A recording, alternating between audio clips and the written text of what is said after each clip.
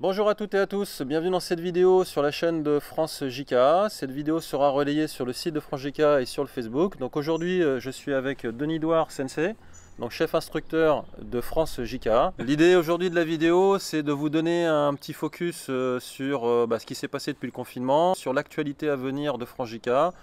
Donc on va se jouer à un jeu de questions-réponses sur des sujets d'actualité et sur des prévisions à venir pour la saison prochaine.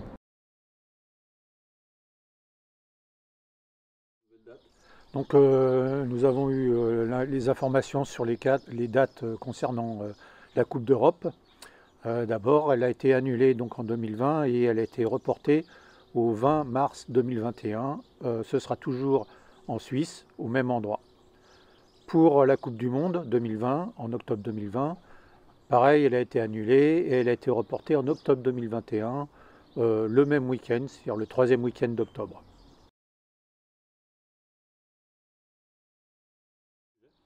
Alors pour le moment, nous n'avons pas eu reçu de confirmation du JK Headquarter, comme quoi le séminaire d'octobre 2020 était maintenu ou décalé ou annulé.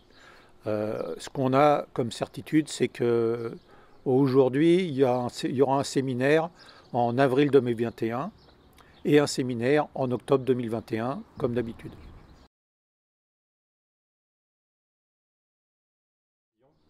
Donc la Coupe de Noël aura lieu soit le 5 décembre, soit le 12 décembre, mais plus vraisemblablement le 12 décembre 2020.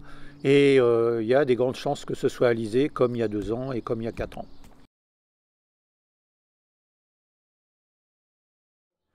Concernant la Coupe nationale, donc elle aura lieu le 16 janvier 2021. Et pour le dojo qui va l'accueillir, c'est encore en cours de préparation. Et il a été reporté au même week-end, le week-end de l'Ascension 2021. Et donc on a pu l'organiser là-bas, encore à Saint-Jean-de-Mont l'année prochaine, grâce à Dominique Lebel qui est sur place et de Patricia qui est la correspondante principale de France JK concernant le séminaire. Donc il y a un premier stage national qui aura lieu à Paris, avec Sensei Ota, Sensei Sawada et moi-même comme intervenants. Il y a un deuxième stage qui aura lieu en février, le deuxième week-end de février à Villers-Saint-Paul, comme d'habitude, avec Sensei Sawada, Jean-Philippe Léon et moi-même en intervenant. Il y aura un stage international cette fois-ci, avec un instructeur du JK Headquarter et moi-même, en mars 2021 à Paris. Et il y aura un stage, le stage traditionnel de Senlis, qui est le deuxième week-end de juin 2021, avec un instructeur JK Headquarter et moi-même en tant qu'intervenant.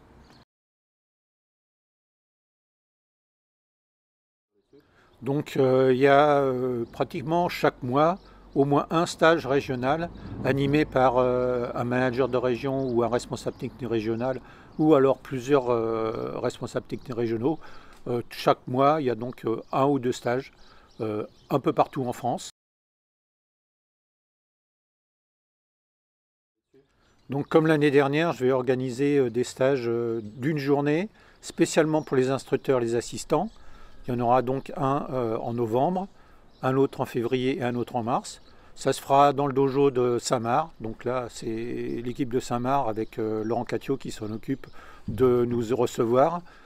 Ces stages sont essentiellement faits pour soutenir les instructeurs et les assistants, les préparer, les aider, et puis qu'on puisse échanger sur la pédagogie, sur le karaté JK, et aussi préparer les qualifications internationales qui sont très très importantes pour la vie du karaté JK en France.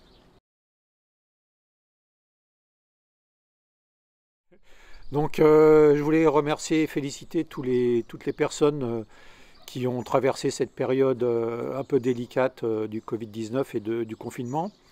Pendant cette période-là, pratiquement tous les dojos ont été contraints de fermer. Et je sais qu'il y a des instructeurs qui ont continué à faire des cours en utilisant les moyens modernes, des visioconférences et du comme ça. Donc je tiens à les féliciter et les remercier. Je sais même qu'il y a des instructeurs qui ont fait des compétitions par visioconférence. Donc ça aussi, c'est une très bonne idée. Ça peut nous donner des idées pour plus tard. Maintenant, on commence à sortir de cette période-là. Il y a des dojos qui ont repris assez rapidement des cours à l'extérieur en respectant les gestes barrières. Donc c'est important puisque quelque part on a un devoir d'exemple. Et bientôt il y a aussi des cours, peut-être des dojos qui vont ouvrir. Donc là, en tenant compte des recommandations du JICA Headquarter qu'on a reçues et des gestes barrières qui sont préconisés par le gouvernement, on peut faire court. J'espère profondément qu'il n'y a pas eu de cas avérés parmi nos licenciés et nos pratiquants ou parmi les proches de nos pratiquants.